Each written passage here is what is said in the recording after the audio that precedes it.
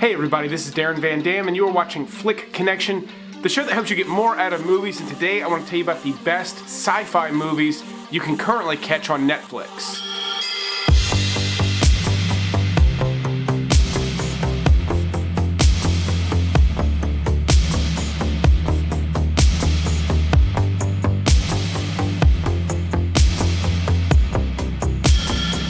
So if you're new here, welcome, but I post lists like this weekly. It has been a while since I did a full sci-fi list, but I have covered some really great sci-fi movies lately that are not on this list. Movies like Snowpiercer, Equilibrium, Mute, Under the Skin, Inception, The Matrix, Sweetheart, and Event Horizon. All great picks. I recommend all of them to one degree or another, but they are not on this list. I'll put links to previous videos in the description. Now there is a wide gap in quality between my number 20 pick and my number 19 pick and the rest of the batch, but I want to point out 2307 Winter's Dream. Now this is a very low budget sci-fi movie that is super epic to be such a low budget thing, and it suffers a lot from its budget limitations. You can really see it in a lot of the movie. However, it's got some really great moments in it that work really well and that look like they're from a much bigger movie. I was very surprised. It's got a huge concept. It's way in the future. The Earth is covered in ice. It's got like cloning stuff. It's got so many like classic sci-fi elements wrapped up into it. And then again, moments of it look great. And then other things, there's some performances that are really crappy alongside some others that are surprisingly good. So this is more for like die-hard fans that want to watch something kind of cool and different that they've never seen. If you really require a little more quality with your movies, you're going to want to stick to the rest of the list. Now, like I said, the quality goes way up with my next pick with iBoy. Now, this is a Netflix original, and it actually stars Maisie Williams, who you'll recognize from Game of Thrones.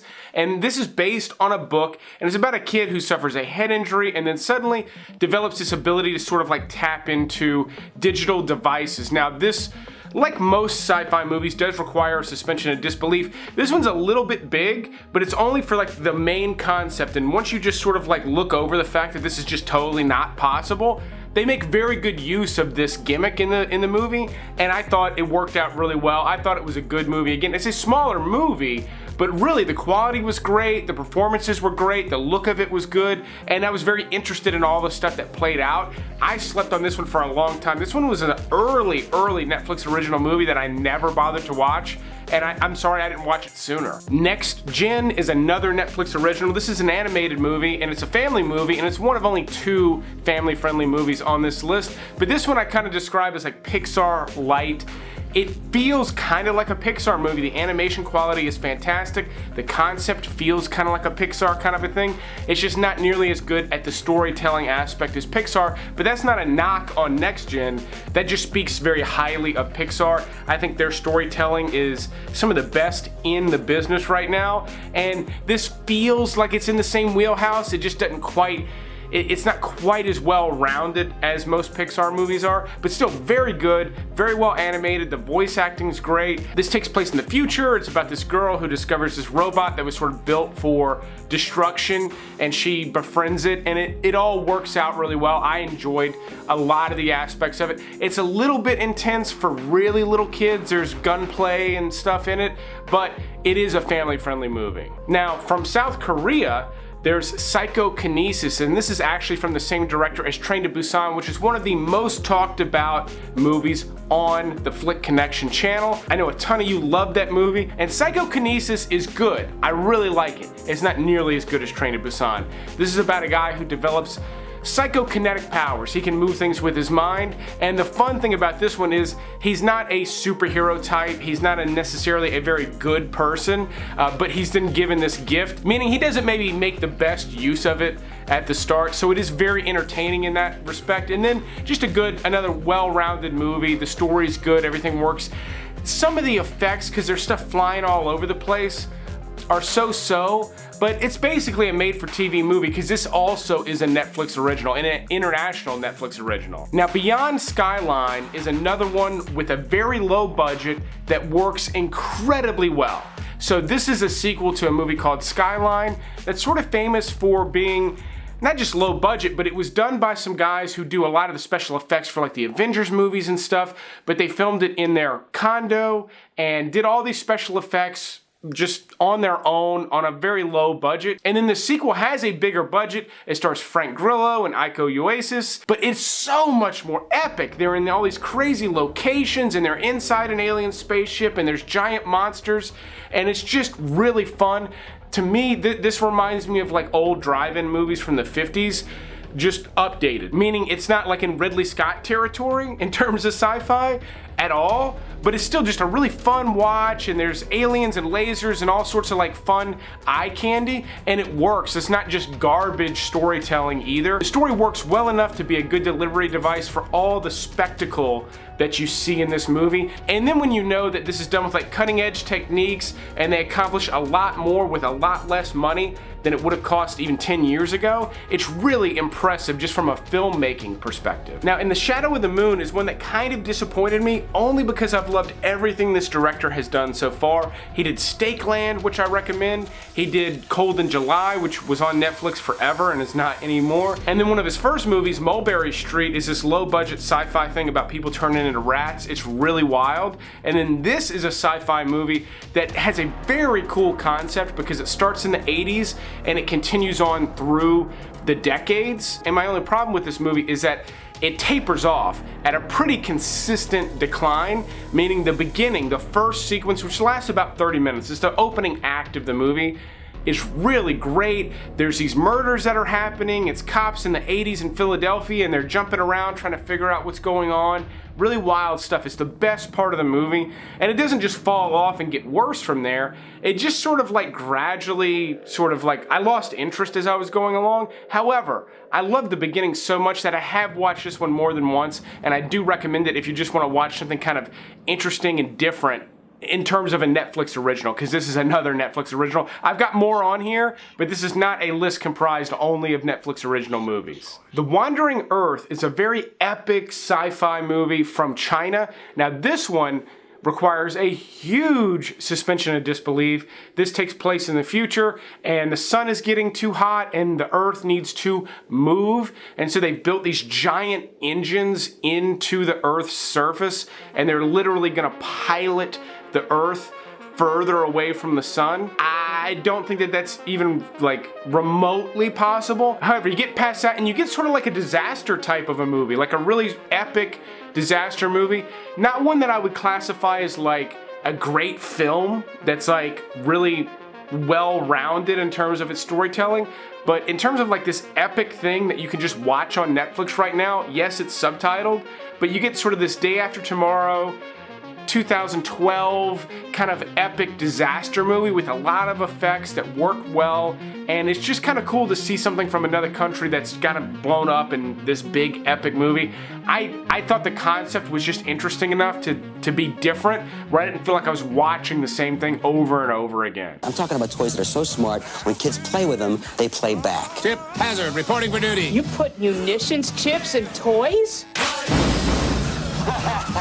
Small Soldiers is a gem from the late 90s that stars Kirsten Dunst when she was still a teenager, and it's about these action figures that come to life and they start going to war with each other. While this one is somewhat family friendly, it's a little intense. There's some violence that goes on with these dolls, but it's not like Child's Play or anything like that. You could watch this one with older kids. I think little kids are probably gonna be terrified because this is not Woody and Buzz, if you get what I'm saying. And this is also a great one to watch maybe with older kids because it's got some practical effects mixed with not very good CGI because this is done in '98, but they get to see the practical effects and stuff which are not done hardly ever today, and so that's a little more interesting as well, on top of just being sort of this fun, wild, crazy movie. I Am Mother is a really fantastic sci-fi movie that is also a Netflix original. They purchased this one on the film festival circuit, and I liked it a lot. I was actually surprised at how much I liked this one, and the thing I really dug about it is you could watch this one passively and just enjoy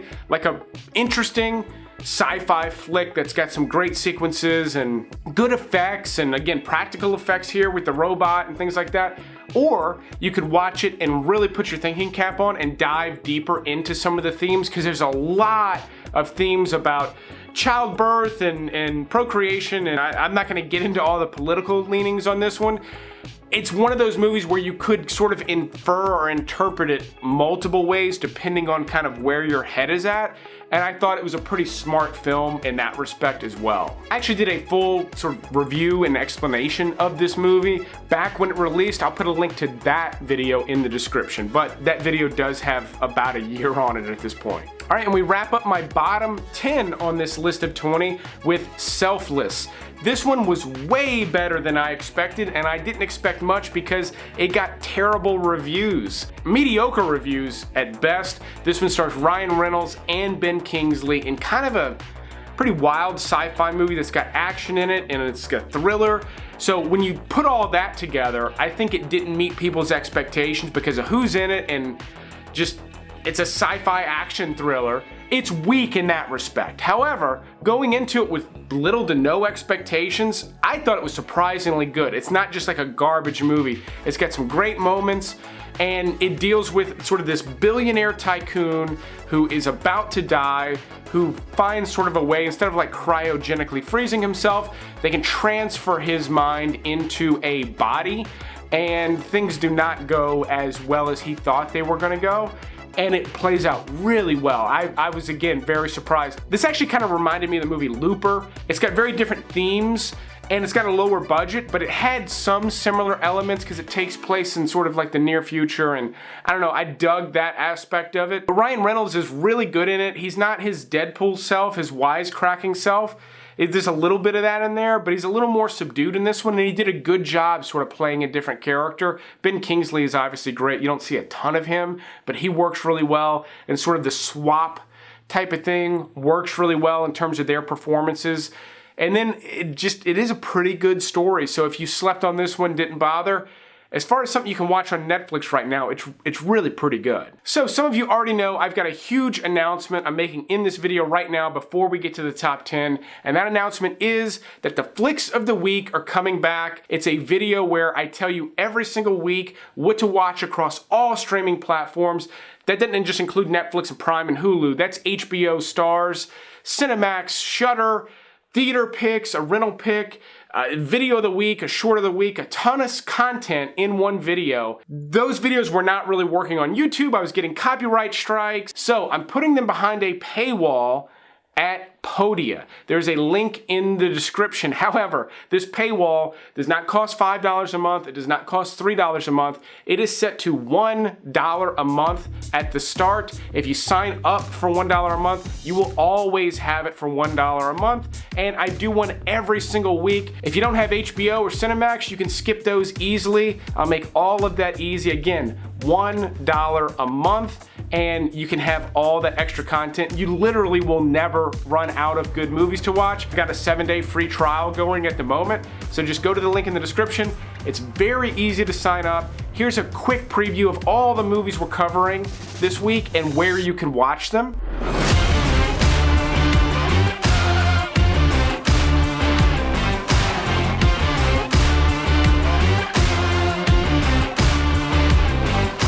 But I'm not touching this channel. In fact, I'm bringing you even more on this channel than you're used to, with some individual movie reviews and additional movie lists more than once a week. But let's go ahead and move on with the top 10 on this list. OtherLife was a big surprise for me. This movie's from Australia, and it is a small movie, meaning just a low budget, but I loved the concept. This one, out of all the ones I've talked about so far, is the closest to like a Black Mirror episode. It's this new technology, and it basically consists of like eye drops, these creepy black eye drops, but they allow you to engage in sort of this virtual reality environment, and it's very, very real, a little too real in fact, and it causes some pretty intense problems and can be used sort of as a weapon against people.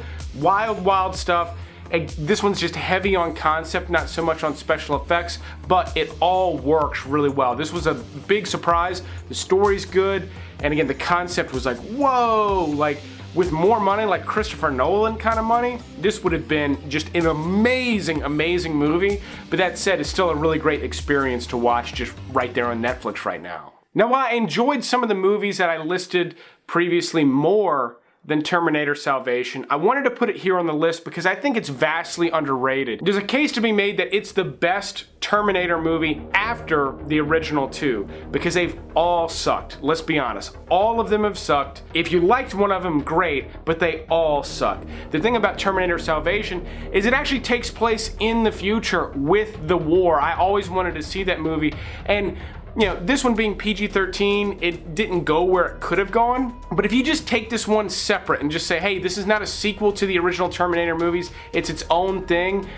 it fell a little bit short, but that's not that bad, you know what I mean? Like, there's some wild action in it, the visuals are great, Christian Bale's good in it, the concept I liked. It just like was a little bit vanilla, and it didn't require too much more to make this one really great. It just sort of didn't quite meet expectations. Still, if you go back, it's got some great sequences. The opening battle sequence where he's fighting off Terminators is all filmed as one shot. There's cool stuff like that in this movie.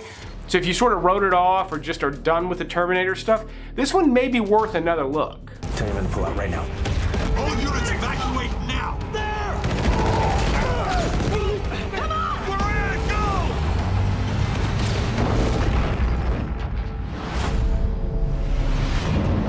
Spectral is a Netflix original movie that kind of has some Terminator Salvation vibes just in terms of its look, but this is a really great sort of military, sci-fi, with like kind of a paranormal element in there as well, with sort of these specters that these special op guys are trying to take out. You're in sort of this rubbled, abandoned city, and it's just really a surprisingly beautiful movie. And for a Netflix original, this is one that I really felt like could have done well in the theater. Again, it's not Christopher Nolan, Ridley Scott level stuff, but I think it would have been a great popcorn movie in the theater. I think it would have made some money, and I think people would have liked it and bought it on Blu-ray and all of that.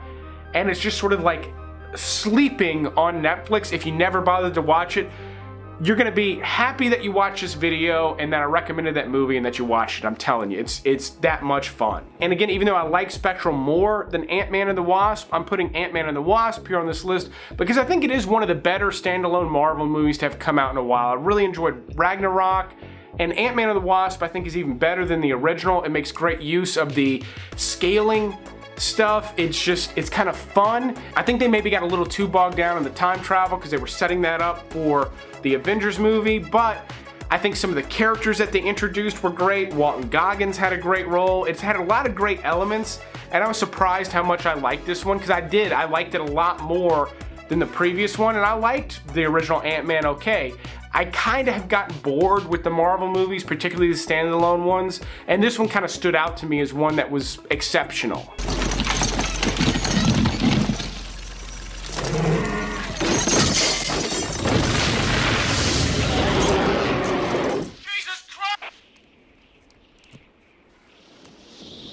My next pick is Tremors. Come on, man.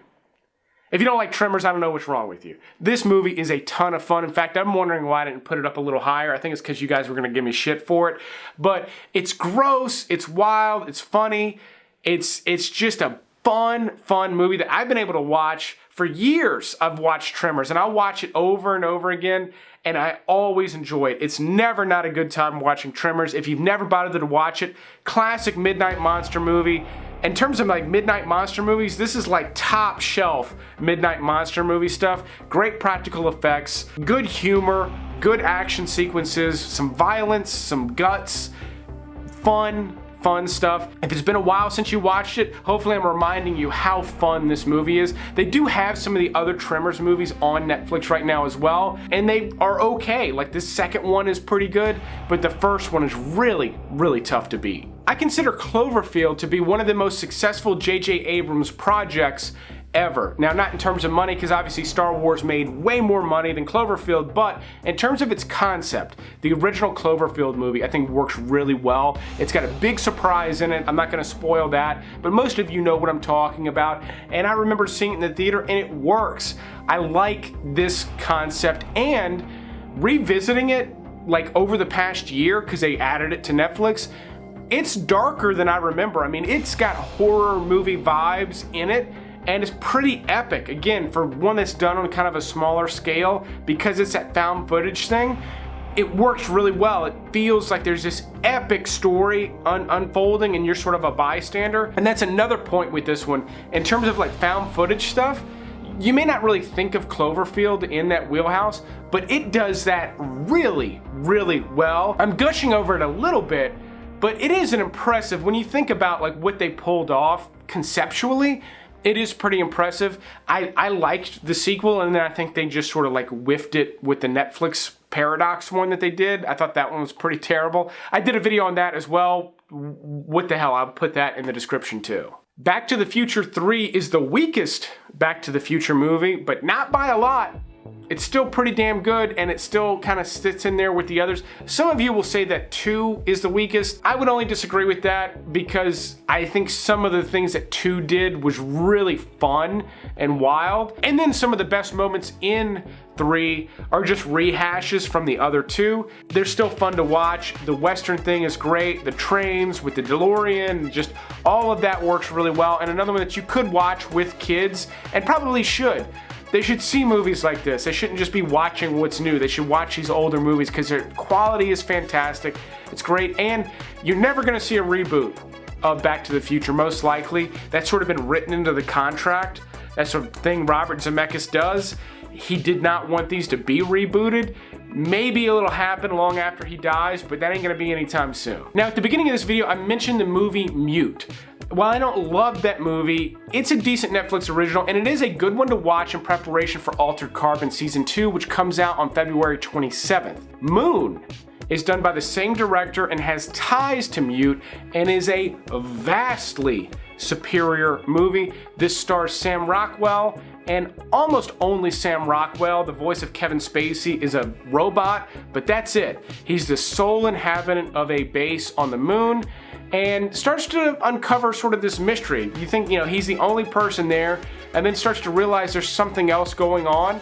Pretty wild stuff, and it plays out really well. This is one of the absolute best movies you can watch on Netflix right now. If you've never seen it, I cannot recommend this one enough. Her is directed by Spike Jonze, who's most famous for directing Being John Malkovich and some of the greatest music videos ever directed, and a handful of other movies, but this is one of my favorites of his. And the other reason to watch this one is it's a great display of Joaquin Phoenix's range. Everyone's raving about the Joker this year. Obviously he killed it in that, but to see him in Her and Joker, it's really impressive the range that this guy has, because it's a completely different human being. It's almost a different species that he's inhabiting in Her. And it's a very sort of heartwarming movie. It would have been a good Valentine's Day.